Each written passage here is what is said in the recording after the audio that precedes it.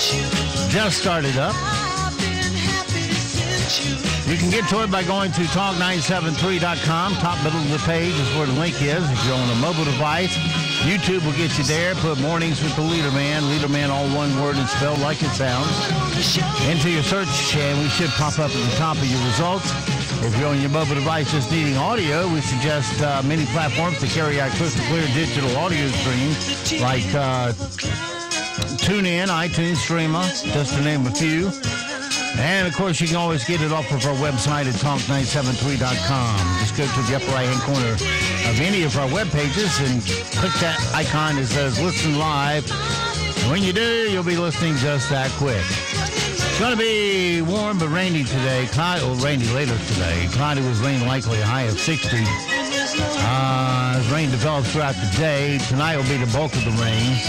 Look for cloudy, more rain, a low of 57. Tomorrow morning, the rain tapers off. We'll go partly cloudy by afternoon. Look for a high of 60. Tomorrow night, clear at 31. Friday, sunny, 48. And Saturday, sunny, 46. Sunday, partly cloudy, 50. Monday, partly cloudy, 51. It's nice not to have rain in the forecast, huh? Except for, tonight and tomorrow morning. Right now around the Sand Hills, let's see. Winds are calm, visibility 10 statute miles, humidity 70%, dew point 24, pressure 30-39. It's cloudy, 33 degrees here at Talk 97.3 FM. 104.1 FM and 990 AM WEEB. All righty.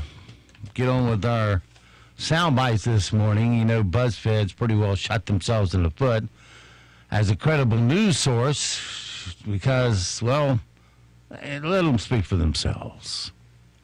BuzzFeed. We don't check the facts, we just report them. This hour's headlines. Trump and Putin discovered to be half-brothers. This just in, life found on Mars. And Jesus Christ spotted in Tupelo, Mississippi. BuzzFeed. We don't check the facts, we just report them. Mm-hmm. It's hard. Again. Huh? Again. Well, it's hard to know what the facts are these days. With the animosity that the leftists have toward Trump and also the... what's the word I'm looking for? Well, I'll come back to it. But hate's the word I'm trying to find a fancy word for.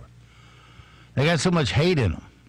You know, they're willing to go pound you to death if you just want to work together with everybody to make this country a better place. Yep. You know, it's just strictly pure hate comes out. I don't get it. You know, I didn't like Obama, but I didn't have pure hate for the man. Just recognize he didn't know squat about an economy and how it works because he totally foobarred it. But that was him, you know. All I could do was wait till the next election and try to vote him out, which didn't happen. And then so I said, well, we'll vote somebody Republican next time. And I supported Trump when he came down the escalators. I never wavered off of that. Well, they hate because they have a steady narrative of, and have for decades now.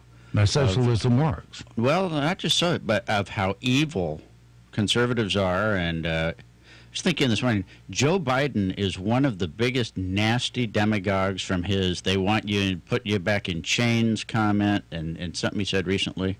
So when you get fed a steady diet of this and all you think is that these people are evil and out to hurt you, then... Well, they don't look at the history of the two parties.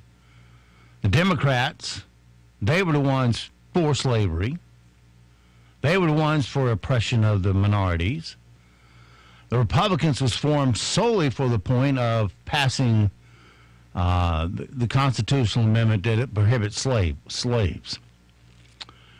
And from there, they've gone forward. And they also... what was that other biggie they had? Anyway, the KKK came around then when the slaves were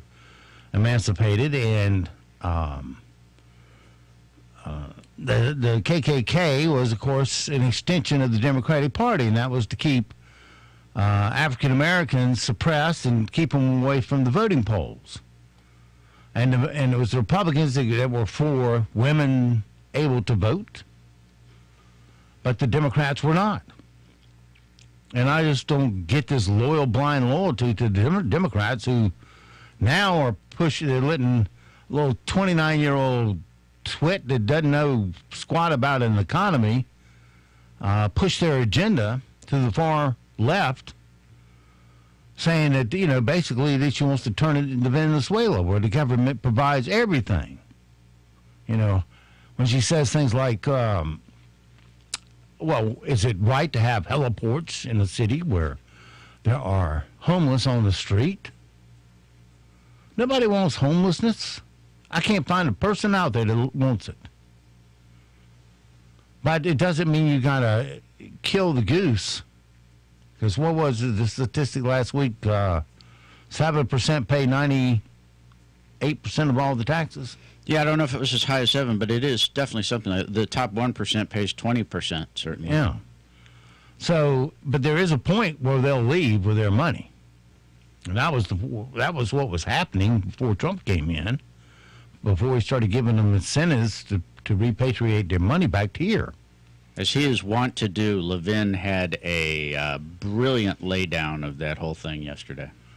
Well, that Alexander Ocasio-Cortez, occasional cortex, as they're calling her, thinking that you should tax the rich at 70%. Of course, it wasn't that long ago. It was right before Ike came in that the rich paid 91% taxes. And they were finding out quick that there just wasn't much incentive on their part to continue this little path, and they were starting to pull their money out of the country. Atlas shrugged. So, for a girl who supposedly majored in economics, I think she slept through every class or didn't show up. Because socialism, I can't find a country yet that works that way. Did you see that there was a big statue of Hugo Chavez torched in Venezuela? But their inflation rate down there is 800 million%. It's just a number you can't even fathom how big the inflation is. $1 down there will buy you 1,000 gallons of gas. That's how, kind of like it is here in Moore County. That's how devalued their money is. And this is all under socialism. Chavez comes in and he nationalized all the foreign oil companies' projects there. Just took it away from them. It was for the people. Now, I want to say... all he did was pilfer the treasure chest and made himself rich. When you say he just took it away from him, you're not engaging in hyperbole.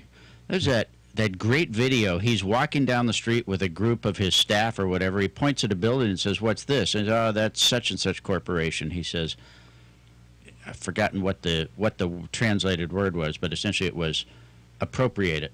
Take it. No. Just like that, right there on video. Take it, done. That's the way they do it. For the good of the people.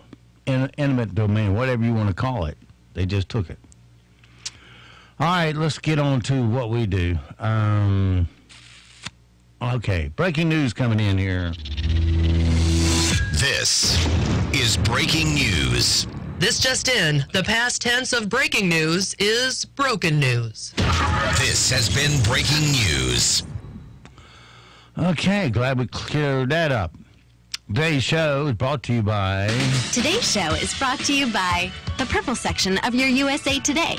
Admit it. You read it first. That's right. What's the purple section? Entertainment. Oh.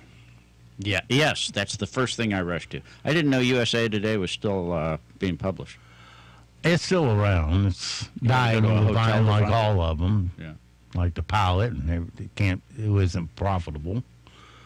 Let's see, what else? All right, well, let's go into the one section of our universe out here. 1 minute inside a woman's head. Uh-oh. This one is called Making a Snowman. And now it's time for another episode of 1 minute inside a woman's head. Oh my God, I'm so tired of staying indoors. But what can you do when it's 100 below zero outside? Maybe I'll build a snowman in the front yard. He'll be the only male that's come near my house in 6 months. Well, the only one who hasn't immediately left anyway.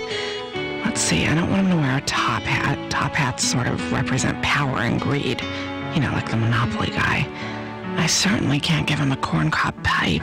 My God, they're hanging smokers on the courthouse lawn these days. How about 2 eyes made out of coal? Ugh, no.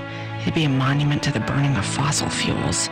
Looks like all he'll be wearing is a button nose. A button made by a child worker in Malaysia for 15 cents an hour. I haven't even put on my coat and I've already unraveled the fabric of society. And that was another episode of 1 minute inside a woman's head. Well, they're reporting there's a company called, I believe it's pronounced VAEV, V-A-E-V.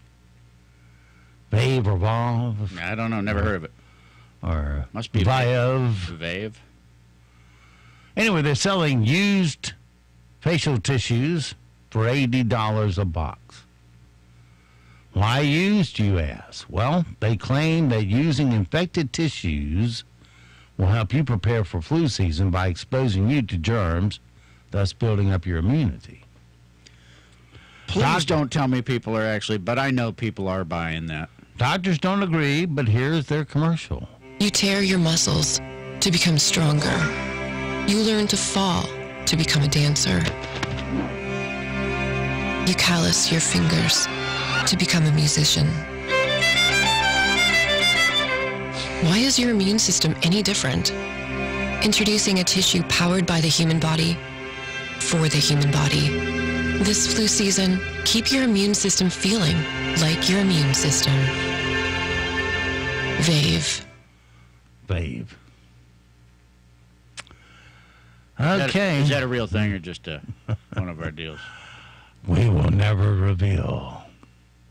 If you see it on the counter here pretty soon, you'll know it was real. And the reason I ask is because there is no end to the stuff that people will buy online. Amazing things. Let's see. VAEV is actually a thing. Excuse me. It's an NGO. You know, my body's so out of whack this morning because last night I had to play with Duke. When I say play with him, somebody's got to come in and cut him off. You know, that was close to midnight. And it just throws your timing out left and right as far as your body clock goes. And it was just so hard to get to sleep. It really was. Someone hacked a family's Nest security camera on Sunday outside of San Francisco and played an emergency alert about North Korea launching a nuclear attack. And the U.S. responding. The mom said that they were planning to get in the car with the dog and drive before they called 911 and Nest and figured it out. It came on like the emergency sounds of an Amber Alert, say, and then a man's voice announced that North Korea had launched 3 intercontinental ballistic missiles toward the United States and that the United States had launched a counterattack. Recommended everyone take shelter and said that the missiles were headed toward Los Angeles, Chicago, and somewhere in Ohio. I was like, all right, we need to get in the car. We need to grab the dog. I wish we had more cash. Which direction do we drive? Away from Chicago, L.A., and somewhere in Ohio. And then once he knew you had left your home, he went in and stole everything you owned. Let's see. The idea of having an internet camera hooked up in my home is not something that I'm interested in doing.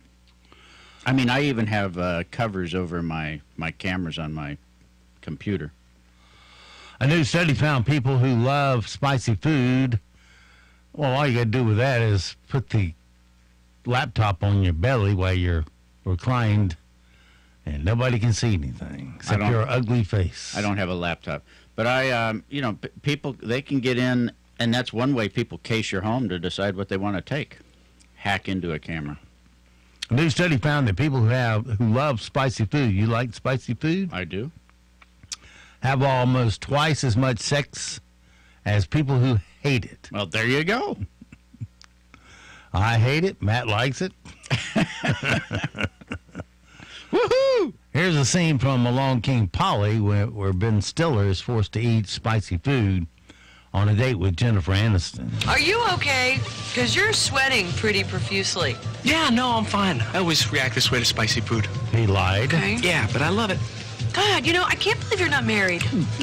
I mean, even when we were kids, I always saw you as that guy that would settle down at a young age. You were always kind of like an old young guy. Yeah, well, it just hasn't happened. Just want to be friends. But what about you? You ever gotten close, or? Oh, to the whole marriage thing? Oh, God, no way. No, yeah, no. I'm not really big on the whole long-term commitment thing. Why? Are you coming out of a bad relationship, or? No, I'm kind of coming out of like 8 bad relationships. 8? You sure I can't get you a towel or something? No, I'm good. But I mean, if the right person came along, things might be different, right? Oh, yeah. You're probably right. Sorry. What's he doing? Sounds like his Hey, gut. you mind if I go to the men's room? Please. Stomach growling. Sure. Oh, gosh. Okay. A guy in Florida had his wife embezzle millions of dollars from her company so they could prepare for the fall of the U.S. government. He bought gold and silver, a farm in Georgia, and a stockpile of weapons. The funds were used to buy significant sums of gold and silver by her husband due to the fact that her husband is preparing for the fall of the U.S. government. Camp told them the money went to purchase a 460-acre farm in Metter, Georgia. The couple built a cabin on the farm and other buildings, purchasing farm equipment like tractors. Gretchen says Richard used money to buy, quote, a significant number of firearms and ammunition. The warrant says Richard purchased 9 vehicles since the first theft and that he's been unemployed for some time. Okay. And why would you work? I don't know. Well, he probably doesn't since she embezzled millions of dollars. All right, a good news story this morning. A high school senior in Florida was at an intersection back before Christmas when she noticed a woman having a seizure in a nearby car. So she pulled in front of the woman's car so it would roll into hers and stop.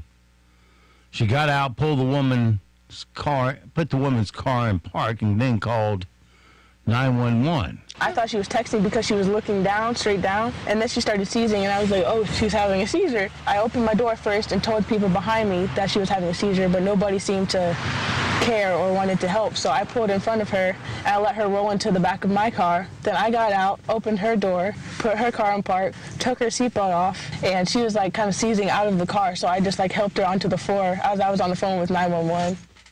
Now, that is a cool cucumber.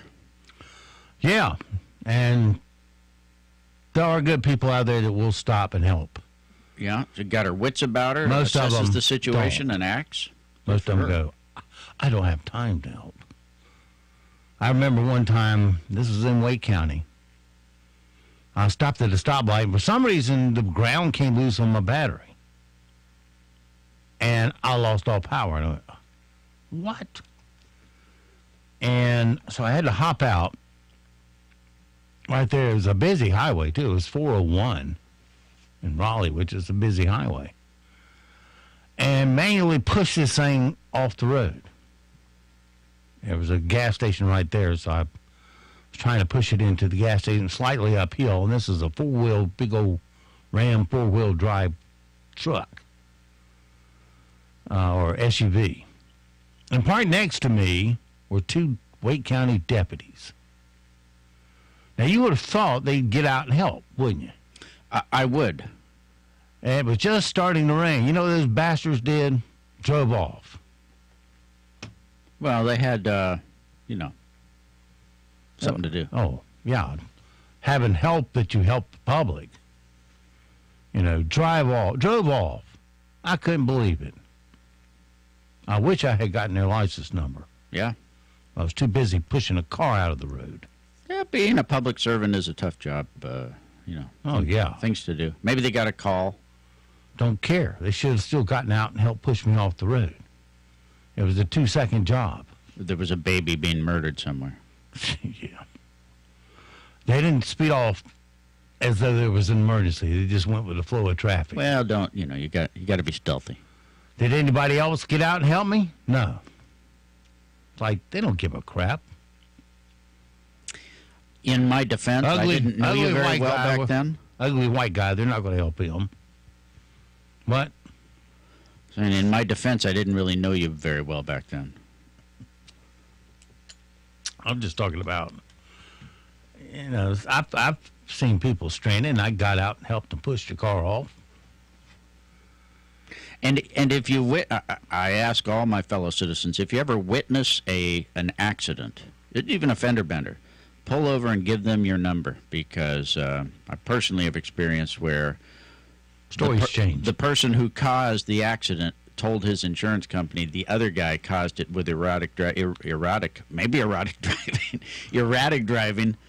when in fact he was sitting still at a stoplight. So I was able to disabuse the insurance company of the lie. Well, someone recreated the same play on Madden. That's the football game, digital football game, on the Xbox or whatever box it is they play it on. The one that calls the Saints a spot in the Super Bowl. The idiot boxes. Only this time, the ref gets the call right. Breeze now on 3rd and goal. That's incomplete, but there is a flag down, so hang on. A big call coming on 3rd down. Pass interference. Defense. There you go. So you got your call. I wonder how long they had to play that to... I don't know what they did in professional football before they had all the camera angles. And they got how many they carry something like 70-some cameras to these ball games. And some of them might get 3 seconds of airplay throughout the whole game. Job security. It's just overkill. I liked it better when there was less. Less is more to me. Instead of, this crap of the sideline reporter, and during halftime they wheel out the little stand for their coaches to sit behind and discuss the first half. Each one of them gets one sentence to say before they go to commercial, and then they come back to them and they get one more sentence each before they go to another commercial. I agree that less is more, which is why I get so many of those questions wrong, because I watch very little of it. And it's just pounded to death with commercials to the point it's ridiculous. Well, every year after they announce the Oscars, people talk about which actors got snubbed. But it's not that big a deal when you consider the people who've never been nominated for an Oscar. Here are some of them. This is in order: John Goodman, Steve Buscemi, Martin Sheen, Mia Farrow, Marilyn Monroe, Ewan McGregor, Scarlett Johansson, and Donald Sutherland. You need somebody who's a somebody to put their name on it. Somebody respectable. Oh, what are you, hypnotized? Have some more kids, why don't you? Don't worry now, I'm gonna get you off these charges. There's a whole lot of other boys out there waiting for you. You're gonna have a lot of fun. You make me sick. Oh, do you feel the breeze from the subway? Isn't it delicious? Choose life. Choose a job. Choose a career. Choose a family. If you lost the key, you don't have to chop off my hand. You can just cut the chain, okay? But above all, you need to be madly prepared to end it all in love. You think you can manage that? Okay. Paul Stanley and Gene Simmons, of course, they're from the rock band Kiss. They're offering free meals for TSA workers at their Rock and Brews restaurant, since they have a few locations at airports. We're proud to operate our Rock and Brews restaurants at airports and respect the diligent hard work of each and every TSA employee to ensure the safety of who else? Us. While the TSA continues to work on our behalf without pay, we want to make sure that we can at least provide them with a delicious meal to show our support. I want to rock all day and party every night, Steve. Thank me. Ray Romano, his first stand-up special in 23 years. It's going to debut on Netflix next month. Here's a little bit of his promo for that. It's been 23 years since I did a comedy special, and we're on our way to the Comedy Cellar. And then we're going to walk right around the corner, Village Underground, do a set there. What's up? What's up? They don't know who I am. Sometimes we have special guests that drop in. Please help me welcome to the stage, Ray Romano. You guys are in for a treat. Ray Romano. All right, that's enough of that. I get a lot of that treatment being in radio. Just the other night, I walked into a restaurant. Lady said, "Ladies and gentlemen, Ray Romano." It's very embarrassing. Well, if you're a Backstreet Boys fan, they asked them what their least favorite song was. Not the fans, the band. Everyone but Nick said it's, if you want it to be good, girl, get yourself a bad boy. Here's how they said it. My least favorite Backstreet Boys song. If you want it to be good, girl, get yourself a bad boy. If you want it to be good, girl, get yourself a bad boy. Probably if you want it to be good, girl, get yourself a bad boy. That was horrible. Song should never have been recorded. It is the biggest piece of crap. You know why the fans love that song? Because Nick is singing the whole dang on thing. I don't really have a song that I don't like. Sound like, if you really want it good, get yourself a... Yeah. If you want it, really want it good, girl. Matt's dancing all over the floor. But they say the ratings have been solid without Roseanne, although they were still better when she was on board. Hey. Hi. You surprising the kids? Probably, but I'm going to surprise you first. I broke up with Blue. What? Why? She's not you. Don't do this. You know I'm in a relationship. I was in one just half an hour ago. David, you think you can just come in here and I'm going to drop everything? Are you high? A little. All right. Well, let's see if... Now I can't figure out why I don't watch that. That was hilarious. I quit watching the day they booted her off. It was hysterical. Let's see if Stephen Colbert, born Stephen Colbert, changed his name to Colbert to be more snooty and condescending sounding. I did not know that. You didn't? No. And hey, you do. According to science, well, here's Colbert. Brace yourselves, because there are some important potato developments. According to scientists, right now, all over the world, potatoes have a form of depression. You can tell they're depressed because they're always getting baked. Again, I had to pick myself up off the floor. He's just so funny. That's like an internet joke for kids. He says that potatoes... like one of my jokes. The potatoes have a form of depression. And you hear the audience go, ha, ha, ha, ha, ha. That was so funny, wasn't it? No. He says because because they're getting baked. You are so funny. Now that you say it, I really see the humor there. Kimmel had a decent one. Let's see. Kimmel had a decent bit. Decent joke. Kimmel's and bits. Here it is. Let's do that. According to Variety, and I didn't realize this, but they said there will be no Oscar host this year. They've decided to go hostless. I guess whoever it was that hosted last year did such a great job that they're like, well, I'm not even going to bother. The only thing worse than being replaced by a robot is being replaced by nothing. And Fallon talking about freezing temperatures across the U.S. My name is Jimmy Fallon, and I'm just so happy to be indoors right now. Oh, my goodness. That's right. Throughout the country, people are dealing with freezing temperatures. All day long, New Yorkers struggled with how to give each other the finger while wearing mittens. This is terrible. Good morning. Freezing drizzle not entirely out of the question early today, but that becomes all rain very quickly this morning. Patchy light rain in the forecast today with high temperatures in the mid-50s to lower 60s by this afternoon thanks to a strong south wind. Tonight, lows in the mid to upper 50s. Most of our rain moves in overnight with cloudy skies and rain likely early tomorrow morning, then drying and clearing in the afternoon with highs in the upper 50s to lower 60s. I'm meteorologist Kath Campbell in the Weather Center. Broadcasting from the top of the North Carolina Sandhills, 97.3 FM, 104.1 FM, and 990 AM, WEEB, Southern Pines, Pinehurst, Aberdeen. News this hour from townhall.com. I'm Rich Thomason.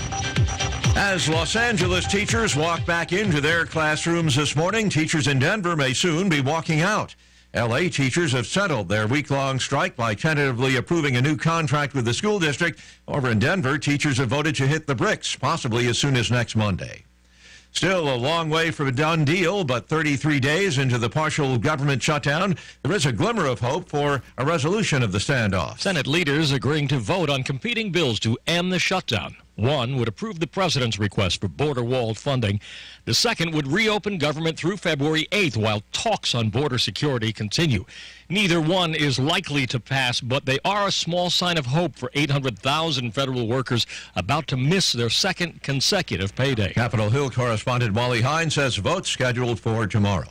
The White House going ahead with plans for next week's State of the Union speech at the U.S. Capitol. White House Press Secretary Sarah Huckabee Sanders says there is no reason to change the date or the location from the traditional speech. She says House Speaker Nancy Pelosi already extended the necessary invitation for the president to appear before a joint session of Congress. He accepted. She cited security concerns as a potential reason to delay it. Those concerns were addressed by the Department of Homeland Security and the United States Secret Service. At this point, we're moving forward. The White House was also reportedly looking at alternative locations. That's correspondent Jackie Quinn. A drone scare prompted a brief interruption of flights into and out of a major New York City area airport last evening. Authorities now investigating reports of drone sightings near Newark Liberty International Airport in New Jersey. On Wall Street this morning, futures pointing to a higher open later on. Right now, Dow futures up about 167 points. S&P futures better by 13. NASDAQ futures up 34. More on these stories at townhall.com. The following is not an actor, but a real-life story from Trinity Debt Management. My story begins with debt, a lot of debt, credit card debt, and I heard a commercial for Trinity. I gave them a call. If you're in debt and you need help, call Trinity at 1-800-990-6976. When I first called, I was a little embarrassed and kind of ashamed, and I looked at the numbers, and I saw how quickly that astronomical debt that was in my life would go away. Trinity will consolidate your accounts into one easy-to-manage monthly payment, reduce your interest, and possibly improve your credit score. You'll save thousands. What I would tell other people, please pick up the phone and call Trinity. Just let them put together a program and see how affordable and easy it is to pay off your debt. Call Trinity at 1-800-990-6976. That's 1-800-990-6976. South Korea reporting a sharp rise in the number of men taking paid paternity leave following a large government campaign urging men to become more involved as parents. South Korea has one of the lowest birth rates in the world. Concerns for the country's shrinking population has led the government to unleash a slew of parental benefits. New fathers, in particular, are being encouraged to take paternity leaves in order to relieve the burden on new mothers, making caring for an infant less daunting. That plan might be working. The Labor Ministry recorded a 46% jump in the number of men who took parental leave from large private companies last year, bringing the number above 17,600 fathers. That's up from just 500 men who took such leave a decade ago. And that's BBC correspondent Celia Hatton reporting. News and analysis, townhall.com. I'm Rich Thomason. Former New York City Mayor, billionaire Michael Bloomberg, sounding more and more like a presidential hopeful, saying the White House, no place for someone who needs on-the-job training. Former Mayor Bloomberg spoke to reporters in Maryland on Tuesday. His remarks come after discussing gun control legislation.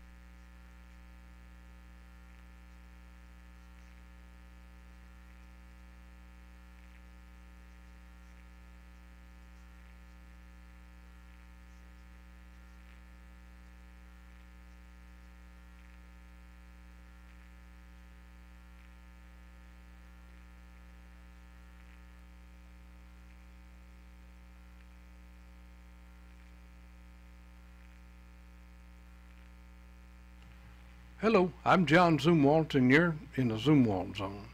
News is just coming in that a man on board a Russian flight bound from Moscow stood up and demanded that the plane be diverted to Afghanistan. I'm thinking he did not plan that out so well. I guess a little bit of planning went into the caper. The report said the man was armed. Now, it's not clear to me whether the man carried the gun on board or if the Russian authorities had to issue a gun to him after the plane landed. You know, to be used later as evidence in their world-class judicial system. I have a lot of rules in my life. Right at the top is never hijack a plane, and then I add again, never. A subparagraph to that is, and for sure, do not hijack a Russian plane. I don't think they care about things like dead passengers and fair trials. As soon as this guy pulled out his gun and said, "Go to Afghanistan," the plane landed in a Russian town immediately. You see, the plane's crew convinced the man that at the exact moment he demanded to go to Afghanistan, the plane, just like that, needed more fuel. Imagine that guy's surprise when the police swarmed the plane upon arrival. He was no doubt surprised, but not as surprised as he would have been had he not been carrying a half-empty bottle of vodka. Sometimes we don't plan so well, I guess. There are all kind of things we can mess up. However, our left and right limits should stop well before a hijack scenario. Have a good day from the Zumwalt Zone.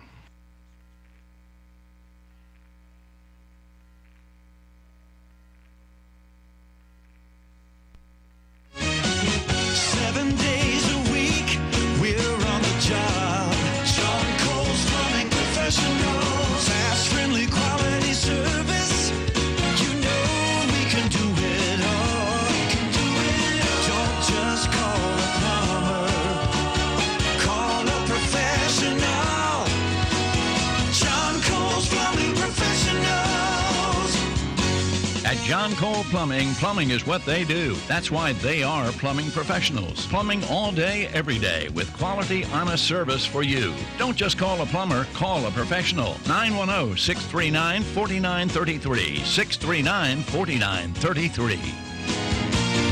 Don't just call a plumber, call a professional. John Cole's Plumbing Professionals. You already know about Little Dino's great subs, but did you know they make some of the very best pizza as well? But if subs are your preference, then you won't find more choices anywhere else. That's why Little Dino's motto is more choices, more flavor. And it's true. At Little Dino's, you'll always eat fresh. But unlike some national chains, their staff isn't fresh. So get off the chain gang and come into Little Dino's for more choices, more flavor, and friendly service. Little Dino's, located in Olmsted Village Shopping Center off 211 in Pinehurst. NCN News. I'm Mike Riley. President Donald Trump called North Carolina House Speaker Tim Moore on Monday night and thanked him for an invitation to deliver the State of the Union address from the floor of the North Carolina General Assembly. Meredith College political science professor David McClennan tells ABC 11 he was surprised by Moore's invitation. I'd say it's very slim, 1 in 10 maybe. But then I thought, well, it's unconventional, but we have an unconventional president, so it could happen. GOP and Democratic leaders are planning separate votes this week on their plans to reopen the government, but they are not expected to pass. That after U.S. House Speaker Nancy Pelosi asked Mr. Trump to postpone the address until the government shutdown ends. The shutdown is now 33 days old, and the economy is starting to feel the pinch. The economic ripples from the shutdown can be found literally across the country, from a chicken wing restaurant in Maryland to an aerospace firm in Seattle. That restaurant, well, it's had to cut back hours for its staff, and that That engineering firm has canceled plans to hire more engineers later this year. Meanwhile, the legislative tug-of-war continues on Capitol Hill, but that's largely for show. Republican legislators want a lawsuit challenging North Carolina's new voter identification rules thrown out, saying the accusations that they violate several portions of the state constitution are not true. Governor Roy Cooper and his cabinet met with local leaders in New Bern on Tuesday afternoon to discuss the region's progress moving forward after Hurricane Florence. The governor told WITN News, often people who could least afford it got hit the worst during the storm, and we're seeing that now. Roanoke Rapids police say a man who had barricaded himself inside his home with his mother has been arrested. Police say the man was taken into custody about 8 p.m. There were no injuries. Authorities have not said what led the man to barricade himself in the home. You're listening to NCN News. There's a new risky scheme circulating in Raleigh that's going to hurt our teachers, state employees, and retirees. The state treasurer is floating this risky scheme that will cut more than $400 million in payments to your local doctors and hospitals. Those cuts will cripple local hospitals, meaning state employees, teachers, and retirees on the state health plan will have limited access to hospitals and doctors in your community. This risky scheme will cut services. It will take away your choice about who you want to care for you and your family. If the state treasurer really wants to cut costs to the state health plan, he needs to work with doctors and hospitals to prevent illness, manage chronic diseases, and help folks lose weight and stay healthy. Healthy employees and retirees will save the state health plan money. Isn't that what the treasurer says he wants? Let's stop pointing fingers and start working to build a smarter state health plan by protecting patients and supporting the folks who take care of them. That's the North Carolina way of doing things. Paid for by Partners for Innovation in Healthcare. The UNC Chapel Hill Board of Trustees reconvened for an emergency meeting Tuesday to continue its discussion regarding a confidential personnel matter. It comes after Carol Fold announced last week that she ordered the removal of the Silent Sam pedestal from McCorkle Place. Board of Trustees Vice Chairman Chuck Duquette signed a recent statement supporting Fold's order to remove the pedestal. He tells ABC 11. Sure. But that's just, again, that's personal. No, we've got a lot to do. It's a great state, it's a great university. The Pitt County Sheriff's Office is investigating a homicide after a person was found unresponsive at a yard. Deputies arrived on the scene and found Felton L. Simons Jr. dead. Detectives are investigating the incident as a homicide. Plane traffic at Newark Airport was stopped for about 2 hours after a drone was spotted. CBS's Chris Van Cleve reports. Yeah, it was pretty close. It was our exact altitude. Around 5 yesterday evening, pilots approaching Newark Liberty International Airport narrowly averted a potential disaster. We missed the drone by about 30 feet off our right wing, about a couple of seconds before you spoke to us. The close call forced the FAA to briefly hold all arrivals into Newark, leaving several flights circling the runway. They didn't tell us anything. We just were around, but the pilot never mentioned anything. A 1980s movie about a group of working girls from Connecticut may be headed to the Great White Way. Liz, I had to eat 4 slices of pizza on stage at each performance. Rocker Melissa Etheridge is working on a musical adaptation of Mystic Pizza. I'm going to be slinging pizza for the rest of my life. The 1988 film turned out to be Julia Roberts' stepping stone to stardom. The play is being produced by Lively McCabe Entertainment. No word yet on plans to take Mystic Pizza to Broadway. Deborah Rodriguez, CBS News. Mike Rayleigh, NCN News. Good morning. We're mostly cloudy this morning with a very small chance of some freezing rain very early today. That quickly becomes all rain with just some patchy light rain in the forecast today. High temperatures ranging from the mid-50s to lower 60s this afternoon. Tonight, lows only fall into the mid to upper 50s, and most of our rain is set to move in overnight tonight. We're cloudy with rain likely early tomorrow, but drying and clearing for the afternoon with highs in the upper 50s to lower 60s. I'm meteorologist Kat Campbell in the Weather Center. Right now, here in the Sand Hills area, we're looking at cloudy skies, 34 degrees, humidity 79%, dew point 28, pressure is 30-36, winds east at 3, visibility is at 10 statute miles. It's 8:13. Let's take a look at your Sand Hills news for this Wednesday hump day morning. Property owners will find out in March how much the value of their homes, businesses, and land have changed in the last 4 years. Most will see higher values, while the county is still finalizing values on some of the more than 72,000 parcels. Tax Administrator Gary Briggs says overall across the county, property values have increased in the 4 to 6% range since the last reevaluation 4 years ago. For some properties, it may be more than that or less, depending on the location, he cautions. Briggs told the county commissioners that overall property values have appreciated. That is in stark contrast to the last reevaluation in 2015, when overall property values decreased by about 2%. Counties are required by state law to reevaluate property for tax purposes at least once every 8 years to bring them in line with what they are worth on the market. Moore County does it every 4 years.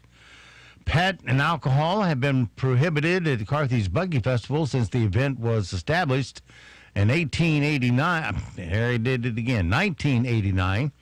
That seems positioned to change in the festival's 30th year, with organizers looking to boost attendance for the annual celebration. On Tuesday, members of the Carthage Board of Commissioners said they supported the Buggy Festival Committee proposal to allow beer and dogs at this year's event, which will be held on May 11th. Dorothy Dutton, the town clerk and development administrator, said alcohol sales will be controlled through the issuance of wristbands and confined to a beer garden.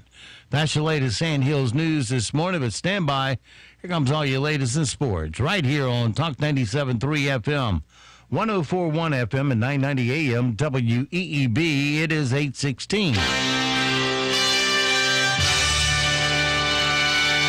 NCN Sports, I'm Josh Zach. Zion Williamson hit his first 10 shots en route to a 25-point night, and fellow freshman R.J. Barrett scored 26, and they led number 2 Duke, who had little trouble with Pittsburgh in a 79-64 win. Pitt head coach Jeff Capel, he spent 7 years as the top assistant to Mike Krzyzewski before leaving Durham to join the Panthers as their head coach last spring. He said he expected it to feel weird facing his old mentor and team. Krzyzewski, he didn't exactly relish coaching against his former number 2. Jeff's part of our family and I'm part of his, so I love him, but I love us a little bit more. Unless you love yourself, you can't love anyone else. Let me put it that way. Yeah, but I love the hell out of him. Jeff's team plays so darn hard. They were ready for us. We were lucky they didn't hit some shots, and we hit some, and we won. So I'm going home. Wake Forest also in play last night, and they could not weather number 3 Virginia, who opened on a 25-3 run en route to a 68-45 win against the Deacs. Other top 25 teams in play last night. Number 5 Michigan escaped Minnesota 59-57. 8th-ranked Kentucky made easy work of number 22 Mississippi State. Kansas State upset 14th-ranked Texas Tech. Northern Illinois surprised number 15 Buffalo. Unranked South Carolina shocked 16th-ranked Auburn. 18th-ranked Villanova did what they do. They beat Butler, and Alabama took down number 20 Mississippi. On the ice, Michael Backlund scored 15 seconds into overtime and gave the Flames a 3-2 victory over the Hurricanes last night in Calgary. It was the first game in which Bill Peters faced the Canes since he resigned as their coach after 4 seasons.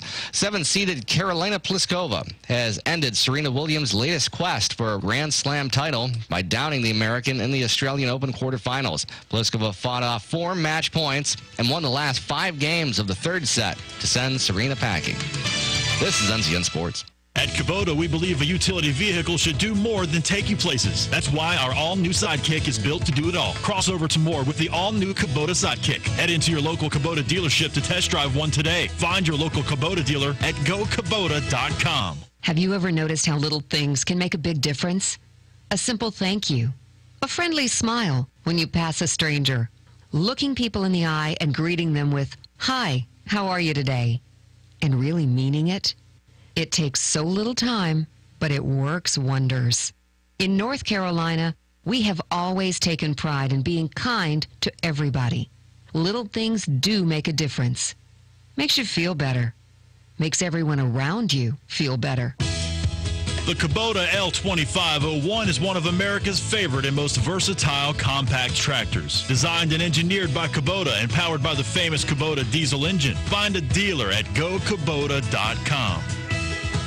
The blown call in the NFC Championship game, which likely cost the Saints a trip to the Super Bowl, has sent reverberations all the way to the highest halls of power in Louisiana. Governor John Bel Edwards was at the game and says he was watching as Rams defensive back Nickel Roby Coleman laid out Saints receiver Tommy Lee Lewis well before the ball was anywhere near him. That call was not even close. Edwards says it's too late to do anything on behalf of the Saints now, but he says the National Football League can't just let this go. It should never happen. They have to change the rules to fix this situation so this doesn't happen again. Chris Miller for CBS News, New Orleans. And it appears that is actually being done. Two people with direct knowledge of the NFL's plans tell the Associated Press that the league's competition committee will consider expanding replay reviews to include certain penalties, and that includes pass interference. Josh Zach, NCN Sports. This is Chuck from Sunbelt Service Pros. Are you just not feeling it anymore with your AC service provider? Are you calling those guys because that's what you've always done, or because there's a sticker on the thermostat with an old phone number on it? How about this? Take a chance and you'll be thrilled to find that you're getting real value for your heating and cooling dollars. When you call Sunbelt Service Pros, you are dealing with a professional and reliable service provider. Our technicians are highly trained and certified and can quickly address any issues. Our customers find our technicians and office staff courteous, friendly, and professional throughout the whole process. We're doing something right here. You need to check us out. Find out what you've been missing and call us today. Sunbelt Service Pros at 910-944-2044 or go online to sunbeltservicepros.com.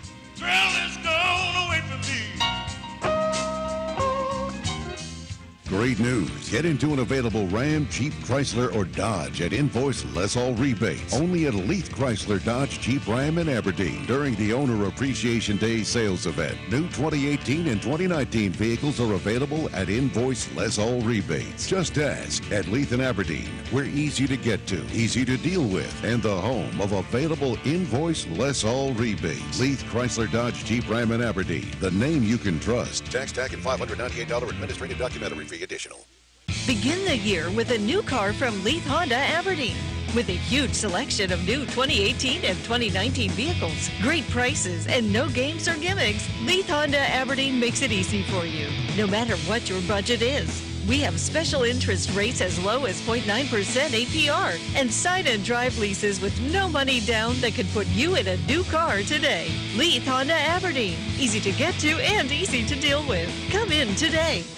Neck, shoulder, or back pain can be downright debilitating. If you have those issues, you already know that, and you don't need me to tell you about the opioid crisis. There's another, better way. I'm talking about chiropractic, a healing art that's also science. Dr. Sharon Wright of Wright Chiropractic in Seven Lakes invites you to come in for a discussion about how chiropractic works and could work for you. To be sure, there are many of you out there that have reached the proverbial dead end trying to treat and manage your pain. This is Dr. Wright. I can't guarantee I can fix every problem, but I will tell you honestly whether chiropractic can be of help for your particular issue. Living with pain is not always the only option. Doesn't it make sense to explore every avenue before resigning yourself to the limitations of pain? Call our office today to schedule a consultation and start living again. 673-2225. And I'm proud to be an American, where at least I know I'm free. Pride Plumbing is proud to serve Moore County with superior workmanship and dependable plumbing service, including 24/7 emergency service. Like the name says, we take pride in our work and your safety. Our employees must pass background and drug tests and share Pride Plumbing's reputation for quality service. From simple leaky faucets to new water heaters and sewer lines, backflow testing and installation, drain cleaning, plumbing repairs, and, if necessary, replacement and remodeling. A family business with over 50 years of prideful service. Go online to callprideplumbing.com and check out our 5-star customer reviews. We offer a 10% discount to all veterans and active military. Call Pride Plumbing of Moore County at 910-295-0152. 910-295-0152. Serving with pride since 1965. Hello, I'm John Zumwalt, and you're in the Zumwalt Zone. News is just coming in that a man on board a Russian flight bound from Moscow stood up and demanded that the plane be diverted to Afghanistan. I'm thinking he did not plan that out so well. I guess a little bit of planning went into the caper. The report said the man was armed. Now, it's not clear to me whether the man carried the gun on board or if the Russian authorities had to issue a gun to him after the plane landed, to be used later as evidence in their world-class judicial system. I have a lot of rules in my life. Right at the top is never hijack a plane, and then I add again, never. A subparagraph to that is, and for sure, do not hijack a Russian plane. I don't think they care about things like dead passengers and fair trials. As soon as this guy pulled out his gun and said, "Go to Afghanistan," the plane landed in a Russian town immediately. You see, the plane's crew convinced the man that at the exact moment he demanded to go to Afghanistan, the plane, just like that, needed more fuel. Imagine that guy's surprise when the police swarmed the plane upon arrival. He was no doubt surprised, but not as surprised as he would have been had he not been carrying a half-empty bottle of vodka. Sometimes we don't plan so well, I guess. There are all kind of things we can mess up. However, our left and right limits should stop well before a hijack scenario. Have a good day from the Zoomwald Zone. Good morning. Freezing drizzle not entirely out of the question early today, but that becomes all rain very quickly this morning. Patchy light rain in the forecast today with high temperatures in the mid-50s to lower 60s by this afternoon thanks to a strong south wind. Tonight, lows in the mid to upper 50s. Most of our rain moves in overnight with cloudy skies and rain likely early tomorrow morning, then drying and clearing in the afternoon with highs in the upper 50s to lower 60s. I'm meteorologist Kat Campbell in the Weather Center. And now, the Sandhills' #1 morning show. Mornings with the Leader Man. Here on Talk 97.3 FM, 104.1 FM, and 990 AM WEEB. And heard and seen around the world at talk973.com. The best part of waking up is waking up with us. Yeah, we're on the air. It's about time. It is a gorgeous Wednesday morning. This is going to be fun. Fun? Fun. Can you be any more fun? I ask, but the answer is clearly no. I will see all of you in the fun zone. Boy, oh boy, I'm glad it's Wednesday. We've got a show to put on. You know what time it is?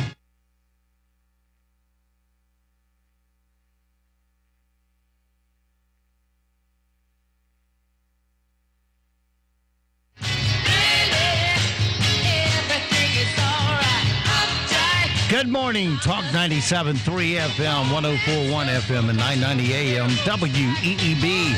Welcome back to the most listened to program in all of the Sandhills. It's time once again for Mornings with the Leader Man. I am Steve Leader Adams, and don't forget, of course, this program being seen around the world on our live video stream. That's available at talk973.com. Top middle of the page is where the link's located. If you're on a mobile device, you'll need your YouTube app. Put Mornings with the Leader Man into the search if you're on a mobile device. Just needing our crystal clear digital audio stream. We suggest platforms like TuneIn, iTunes, Streama. All those will play the stream for you. Just put WEEB in the search. And as always, you can always get it off of our website. Upper right-hand corner of every page has an icon that says Listen Live. Tap that once and you're listening back quick. Weather for us today here in the Sandhills area. It's going to be cloudy, rain developing. Look for a high of 60. Then tonight, cloudy, widespread rain showers, a low of 57. The rain tapers off tomorrow morning. By afternoon, will be partly cloudy with a high of 60. Then for Friday, things change a little bit. Look for sunny skies, 48. Saturday, sunny and 47. And beginning next week, we have sunny skies and highs in the low 50s.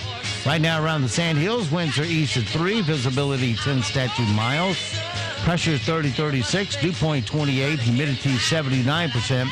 Cloudy 34 degrees currently here at Talk 97.3 FM, 104.1 FM, and 990 AM WEEB. All right, into this being Wednesday and everything, we are... this is when we have our extended Zoomwald Zone every Wednesday morning at 8:30. And one thing we need is the best name for this thing. We've gotten some suggestions, and if you have a good suggestion as to what this segment could be called, how about emailing it to us? It's steve@weeb990.com. And we We've got Zoom On America, Zoom On Zap, some other names. I don't have them in front of me. Suggested, but we need the right name. So John will decide what that will be. All right, John's in the studio with us this morning. Also with us this morning is Nick Pacerno, former chairman of the Moore County Board of Commissioners. And Nick, I think you're more plugged in than some of our current commissioners, but pull that mic over a little bit closer to you there. There you go. And all right, John, take it away. All right, thanks. Good morning, Nick. Good morning. Yeah, most of you know who Nick Pacerno is. He was the chairman of Moore County Commissioners, and he's a current member of the Lottery Commission. He's also a good friend. Nick, if you weren't watching, Nick kind of gave a very humble look when Steve complimented him on knowing a great deal about what's going on around here, but he does. And in addition to that, he's got very good for head for figures, and he's also a very much a critical thinker. So, Nick, I want to start right in. I want to ask you the question that I think is the number one question that anyone would ask if they had a chance to talk to you. How much money does Moore County get from the lottery? And let's just, if we could, give us an example, like last year, how much did we get, or whatever you choose. Okay. Well, first, let me sort of debunk a myth that the lottery, educational funds for the lottery, no money actually comes to education. I actually ran into a guy at the grocery store the other day who looked at me and said, I know you from somewhere, and I didn't know him, and I don't think he really knew me because he thought we had met at a car show. But I started talking to him. I said, no, I was a former county commissioner. Maybe you saw something there, or I'm current lottery commissioner. And he said, well, that lottery's a joke. Education never sees a dime. Well, that's not true. Every net dollar that the lottery produces goes to some educational purpose. Now, the original lottery had a formula from where these dollars would go, and that has been somewhat divided up into smaller pockets, but 100% of every dollar that the lottery earns, net dollars after all prizes and administrative costs, goes to education. Now, that money is divvied up according to the General Assembly of North Carolina. Now, I have a little pamphlet here I handed out to you. This is 2017 numbers. The 2018 numbers are actually a little higher. We actually brought in more net revenue for the schools and the education in 2018. But in 2017, $4.4 million came to Moore County through the lottery that went to public education here in our area. And as you could see the breakdown, $3.1 million went for non-instructional support. That should be those positions and things that would help our schools that are not teachers, just other things. And then you had $113,000 in pre-K, a little over $800,000 and almost $900,000 in school construction, and another $322,000 in scholarship and grants for needs-based students. Okay, just that little portion you've just discussed is going to dispel a ton of myths that are floating around here, things that I didn't know. And frankly, I don't know how you find out. Well, that is a good question. Now, you remember I spent 8 years as commissioner, and I was really involved in the numbers. And I was really sort of surprised to see the high dollar amount that went to non-instructional support, because that's the daily operation of the schools. You're going to read in the paper, you already read that the schools are looking at a shortfall, and it seems like they battle that every year. And as a commissioner, I'm a Moore County native. I went to Moore County schools. I understand how important they are. I'm actually I was a school teacher. I taught in high school, and that's what I went to college for. But it just keeps going up, the cost, and there's a real simple fix, and I'll go into that later, but nobody will listen to it. This problem is so easy to fix, it's scary. It really is. Well, I do want to go into that in a little bit. I will. But first, I want to ask, I'd like to clarify, some folks listen and they don't really hear, and I'm probably in that category. You said every dime of money goes into the schools, but you clarified that's after expenses, like the prizes are given out and all those operating costs are paid. But after that, every penny goes to the education. 100% of it goes to education. And again, $4 million plus.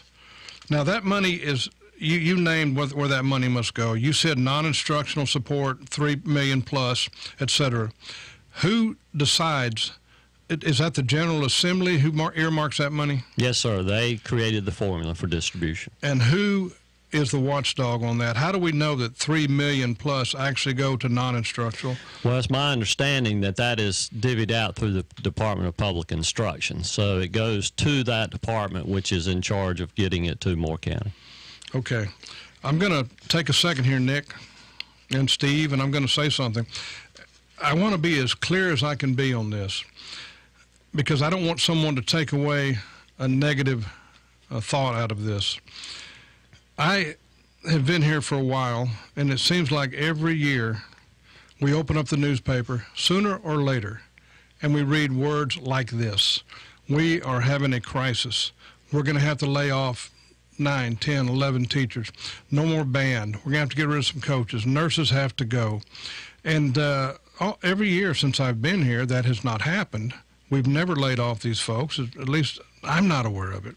But every year we go through this. Now, those of you who are fuming out there right now, please hear me out. I think we've reached the point. We voted for every bond that we've ever been asked to vote for. We voted for the quarter-cent sales tax. It's just been clarified that we get these millions of dollars for from the school lottery. And yet, again, it's being talked about, we're going to have to lay off some teachers. I think it's time, and by the way, I know every one of the county commissioners, and I know all the school board members, and I like them. But something's going to have to give. And here's what I intend to try to go after, not go after it, but to try to find the facts out behind. Where is this money? When is enough finally enough? I know that every time you ask about this, the same answer is always, it's on the internet. You can find it, and we've got it posted up there, and I've looked, and I've had some good folks try to help me find it. And yes, it's there, but it's always under a heading of $100,000 for blah, blah, blah, or $2.3 million for blah, blah, blah. I'm the kind of guy, when I look at a budget, I want to see broken down to okay, we had to use $10 because we're tired of teachers having to have their own paper. I want to see it broken down to the exact dime, as much as it's practical. And I know you can't do that, but so the first effort in getting this done is to have Nick come in, and we're going to, hopefully we'll have one of the school board members or more, and then we'll have one of the county commissioners or more, and we'll just talk about this, because I'm perfectly willing to believe that, I just don't know what's going on. I just don't have any idea, and they're managing this as best as it can be managed. But every year up until this year, we've not been allowed to ask those questions. And if we did ask those questions, we were branded. It just doesn't seem right. It seems like we should be able to ask anything we want and have it cut down for us as much as we want it cut down. It's your money. They're your children, and there are lots of important things here. All right, now I got that out of the way. I don't want you to think that I'm the enemy of the children, because that's kind of always the way it will always be presented if you ask any questions. Nick, is the Moore County Lottery affected at all by the tier system? Well, the tier system in itself is why it is a problem, and we have harped about it and talked about it a lot. As far as how the dollars are distributed, I'm not sure.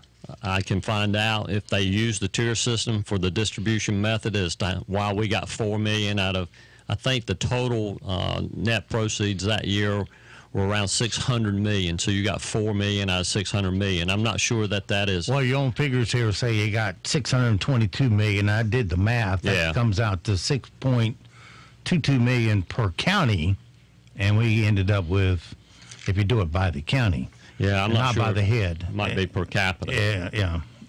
That might be the difference. But there's a lot of things, the tier system, and the way that they divvy up. If you look at school, actually how they divvy up money to schools, Moore County qualifies for none of the goodies. We're not a small county. We're not a low-wealth county. There's so many ways that they divvy it up that Moore County, again, is on the short end of the stick from funding from the General Assembly. You know, we fought this battle for 8 years. The guys are now fighting the same battle. And, you know, there's some truth into there is a budget crisis every year because, you know, Moore County is expected to pony up more from its citizens than other counties. And I keep going back to saying the same thing. The tier system's been here for mid-1980s. Why are those counties that were the tier 1, the poorest counties, still the poorest counties? If you're continuing to feed their money to these counties, why aren't they climbing out of this status? If it's not working, it needs to be fixed and changed. And it boggles my little simple on-off mind that, you know, you look at it and it's like the old saying, keep pouring bad money after bad and you're going to get it's going to stay bad results. And that's what, to me, is happening with the tier. Well, you just brought up another question. There are many people who would tell you the lottery system is nothing on this earth more than a tax on the very poor. How do you respond to that? Well, that's another myth. The actual facts are, and we had a independent firm do a poll and go through the state and get samples from every different income group. And what we found that was, and this is, I can get the report to any citizen that wants it, that it tracks pretty much. If there's 24% of low-wealth people playing the lottery, that's about 24%. It's about the population of the low wealth in our state. So it really tracked. It didn't matter if you were low, middle, or high income. Basically, the percent of people in the state matched the percent playing the lottery. So that is truly false. You know, in this past campaign, one of the, I think it was Mr. Lowell, Simon Lowell, was he? We had that discussion because he posted that and he said it plays on the poor. No, here's what I like about the lottery. I don't play the lottery. I can't by law now because I'm a lottery commissioner. I cannot play the lottery. Me and my wife cannot play the lottery, and we don't play the lottery. However, it is an individual choice of freedom. Nobody dictates, nobody forces. The money that is earned goes to education. That's the fact. Now, you can go out and argue who it plays on and all you want and use it for political points, and we as the pawns of the political people listen to it, and that's what we go do. And that's what we repeat on the internet and put it on Facebook, which I think is gutless. Facebook, gutless. Because you can write without having to face the person. Yep. All right. I'm going to ask you this again. To be honest with you, I'm not sure if I ask you. This money that is allocated, and this question is probably not one you can answer, but I would like, and I know there's at least one commissioner listening, I would like to ask how do we account for this money? Where is it budgeted so that we know that the will of the General Assembly is indeed being followed? This $3,113,000. When you were a commissioner, were you aware of this? No, I was not aware of the non-instructional support and how this all broke down. We, from time to time, did get lottery requests on the school capital construction. That would come to the Board of Commissioners for approval, and that was to build a cafeteria or to add on to a gymnasium. But I never saw and never really understood that the schools were receiving, like in this case, a little over $3 million for non-instructional support. It's just built into the number that they give us. And that's another problem. The actual school budget is so convoluted. If you try, I was pretty good at reading budgets, and I had one heck of a time trying to figure out because there's so many funding sources, federal, state, Title IX, Title I, there's all kinds of titles. I mean, it comes from so many directions, and then it has to be so predicated to spend based on the strings attached by those federal and state agencies that you can't figure out really where the money, how much they actually do have to spend. So, you trust your your school superintendent and the school board that they're doing their duty and making sure that every dollar spent very wisely here in Moore County. Well, I'm really not one to place a great deal of trust in someone who's controlling that much money. At the very least, I'd like to know that it's available and someone can look at it. And again, I can hear folks out there screaming, it's online. That's good, but show me where the smaller breakdown, show me where this lottery money is accounted for. That's what I want to see, and a lot of other things. Nick, we've read in the paper recently that property taxes are going to go up, and it appears they're going to go up relatively soon. I'm not sure. I don't want to read anything into anything the commissioners are talking about right now. And everyone who voted for this bond that had any sense at all knew that, of course, this money's got to be paid back, and it's got to be paid back by raising taxes. There's really no other way to pay back public debt except through taxes. Well, let me make a statement. Maybe I'm totally wrong. But I believe, after reading some of the comments online, that a lot of people think when they vote for a bond, they're voting for some kind of free money that the schools are going to get that nobody has to pay back. The definition of a general obligation bond is very simple. You, by voting for these bonds, have authorized your taxing authority, that being the county commissioners, to generate whatever tax needed to repay not only the principal but the interest associated with those bonds. That's what you voted for. You're saying, yes, you represent me, you charge me through your taxing authority to repay these debts. That's what a general obligation bond is. The reason, I got it labeled as a no guy, I didn't want no bonds. If that's the only way you got to go for them. But here's the deal. You can't pay, for most cases, these bonds are you can't pay them off early. If you had a surplus in the county, you couldn't take the surplus and pay the bonds off until a certain number of years have passed. The reason? Bondholders don't want to buy a bond that you're going to pay them off in a week or a year. They want to know that if they buy this bond for the next 10 years, they're going to get this interest. And it's fixed. That's what a bond is. It's a fixed income instrument, actually a debt instrument that you're paying back. The reason I like bank loans and all, if the county had a surplus, go pay the loan off. You don't have to wait 10 years. And therefore, you can reduce the cost of the interest. That was the reasoning. It was never an anti-bond. I'm anti-paying a lot of debt, interest debt, because interest only buys you time, period. No construction, no bricks, no mortar, just time. Well, before I ask you about our current interest, I want to ask you this. Are we seeing any debt at all right now? Are we having to pay back anything because of our bond, the vote on the bond? And if we're not, why would we be talking about raising taxes until we did see some debt from that? Well, you've got debt from previous bonds. We passed a bond issue in 2007-8, that time period. That's actually what got me interested in the first run for a county commissioner, was that when that bond was done and voted in, I saw about a 30% tax increase in my bill, even though the tax rate went down a penny, because we'd had a reevaluation and the valuations had jumped about 35%. So, I was being told by some of my good friends that they had actually reduced my tax rate, which was true. They reduced it a penny. But that didn't result in a tax decrease. It still, my bill was 30% higher. Now that, because the bonds had gave the authority to the commissioners to raise your taxes to repay those bonds. You're still paying on those bonds. Those were issued in 05. 20-year bonds, or 08, that means until year 2028, we're still paying on that debt. Now we've added double the debt. Well, back before I retired, before Mindy got sick, I was making decent money, It wouldn't put me in the same category as Donald Trump.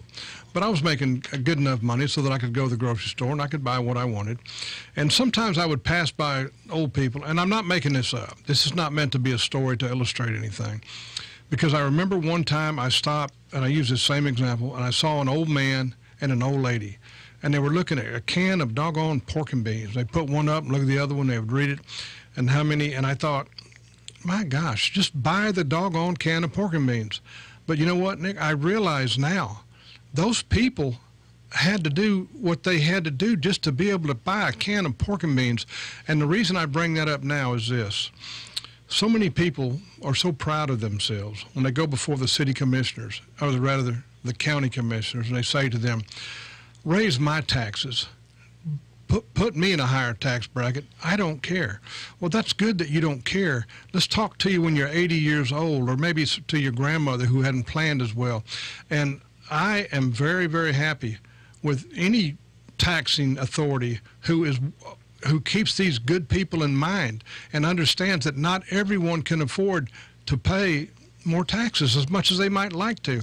Some people do have to agonize over a box of cereal or a can of beans, and so I always appreciate it when I haven't hit that quite yet, but I always appreciate it and understand why taxes need to be what they need to be, but no more. Well, it goes back to, I was called anti-bond because I think bond is so misleading. I think people vote for bonds because, number one, there's always a big campaign to push for the bonds, especially, and it's for building schools, and we do need to build the schools. There's no doubt there's some school construction that needs to be done. Here's the rub that I had, and I don't know how, and I can go back and I can tell you how to fix it. But I could never get the General Assembly or the County Commissioner Association to understand how simple a problem it would be for somebody like a Moore County to be fixed. You know, we supply last year in the county, it was around $29 million went to the county for operational. Now, by our Constitution, the commissioners are only supposed to be funding for the maintaining and maintenance of our schools. That is our constitutional by the North Carolina Constitution. That's what we're required to do. All these positions that we're having to pay for locally is a result of the formula that the state General Assembly uses that has a flaw in it. I think that's funny. You have a math error by the General Assembly, and they're the ones that are funding education. So let's see. A math problem, General Assembly, education. And it just blows my mind. And here's the thing. When you have a rural county like Moore County, we have more than 20 campuses on this in our county. I think 23, 24 schools. I'm not sure how many exactly, but I know we got more than 20. And if you have a formula that funds current positions by system, you're not taking into account the number of systems within or number of schools within that system. For example, if the General Assembly mandates you have one teacher for every 20 kids, and you have 126 kids, then they're going to pay you for what? 6 kids, 6 teachers, maybe 7. Well, if they're split, if those 126 kids are in 9 different schools, you got to have a minimum 9 teachers. Well, we're paying for 9, and they're giving us for 7. So now who picks that up? The money that should have been going to maintaining our schools and keeping our buildings up to date and up to code is now going to paying for these positions that are mandated by the General Assembly, but they're not being covered by the General Assembly. You take that and multiply that by 12 grades and 23 times the number of schools, and you saw in Moore County, I think last year was over 150 positions. I'm not sure the exact number. Let me just be safe. In excess of 100 positions. And if it's at least $50,000 per position, that's $5 million that went to local positions that should have went for maintaining schools and building new schools and paying debt service and doing all the things that you have to do to make sure you have safe and adequate facilities. But no, they will not address that no more than they'll address the tier system. And that was the fight we had while I was a commissioner. You know, I stay frustrated with our state legislators, but I stay even more frustrated with the local news organizations that will not challenge them on that and not ask them about that and not get them to tell us why they keep supporting that. Nick, one of the top questions running around this county is this.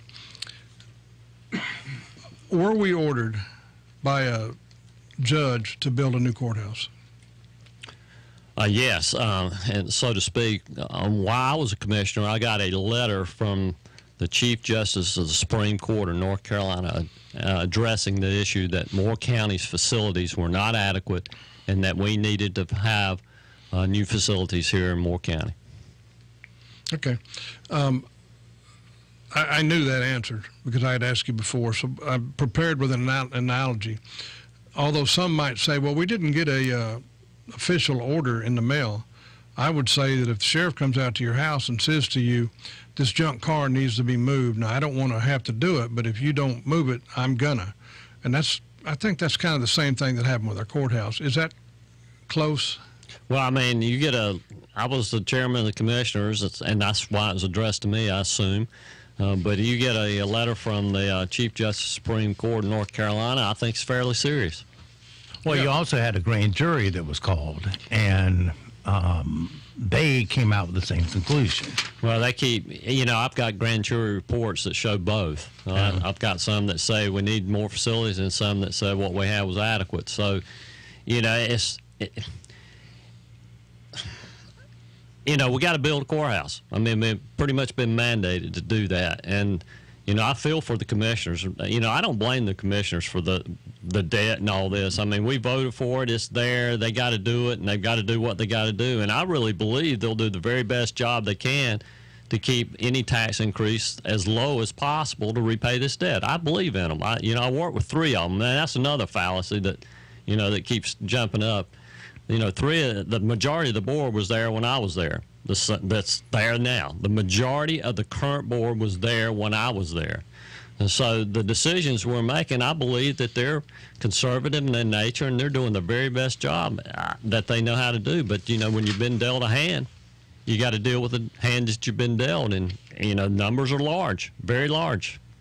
Well, as a guy who used to go to your meetings a lot, I see you agonize, not just you, but the board, and the school board as well, meeting after meeting, and they make a decision, and then half the town will show up, good people, again, that have no idea what they've been through, and then they'll have an alternative, and that's just not a good way to operate. Nick, can you address the amount of interest we're paying in this county? Well, with the new bonds, you're going to see, I got it from Wayne. I actually asked him, and he's always been real good. And Wayne, ladies and gentlemen, is the county manager, who I have a lot of trust in. And he sent me that basically after the four schools and Northmore High School, you're probably going to see about an additional yearly interest cost in the first year of $6.3 million. A total debt service of 13.8. So just about almost half the first year's debt service of the new debt, not the old debt we're still paying on, but the new debt, almost half will just be for interest payment. Wow. Well, Nick, anything you'd like to say before you go? And I hope you'll come on again.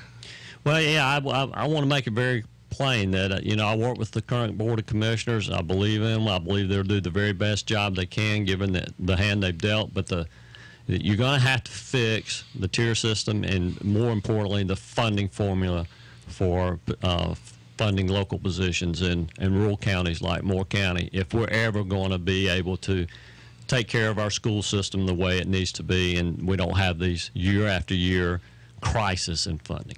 I agree. And I just want to see us enter a new era where we are allowed to ask questions and not be shut down. Absolutely. Thanks, all right, John Zingwald, Nick Persano, thanks a lot for coming in this morning. And I hope with all that's getting ready to hit the plate of the commissioners that they can handle it without destroying our hip pocket. All right, so it goes for this Wednesday. Have yourself a great, safe day. We'll see you back bright and early tomorrow, 7 to 9, for a Thumping Thursday. Until then, be sure to support all the mom and pop businesses you hear on our airwaves, because they are the backbone of our economy here in Moore County. Your money will stay here, roll over, and create jobs. And don't forget, millions of Americans have fought, and they have died to give and protect the freedoms that you get to enjoy today. Live today worthy of their and their family's sacrifice. I'm Steve Leader Adams, and the Leader Man and Nick and Colt the Dog. We'll all see you at 2 o'clock this afternoon at the dog park.